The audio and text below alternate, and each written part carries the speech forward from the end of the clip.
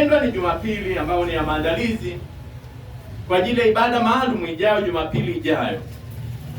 Jumapili ijayo ni ibada kwa ajili ya wafu. Kwa hivyo siku ya leo tunajiandaa kwa ajili ya siku maalum na ibada maalum ya Jumapili ijayo. Naomba nirudie somo litakalo tuongoza. Naomba usikilize kwa makini. Ni Matendo ya Mitume 17, 26 na 27. Nitasoma taratibu. Naye alifanya kila taifa la wanadamu kutoka katika mmoja wakae juu ya uso wa nchi yote, akiisha kuwawekea nyakati alizoziamuru tangu zamani na mipaka ya makazi yao, ili wamtafute Mungu ingawa ni kwa kupapasa wakamuone, ijapokuwa hawi mbali na kila mmoja wenu.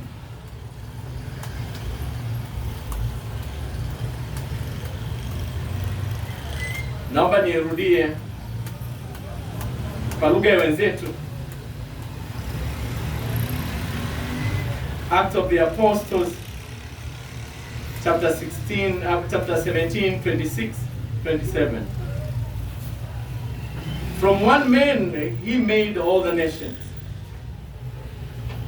that they should inhabit the whole earth, and he marked out their appointed times in history and the boundaries of their lands. 27. God did this so that they would seek him and perhaps reach out for him and find him, though he is not far from any one of us. Kichwa chetu cha somo ni wito wa Mungu, na ujumbe: Mungu aliwaumba wanadamu kwa mfano wake mwenyewe, na anatamani wawe na ushirika pamoja naye. Kichwa ni wito wa Mungu, ujumbe: Mungu aliwaumba wanadamu kwa mfano wake, la kwanza, na anatamani wawe na ushirika pamoja na yeye.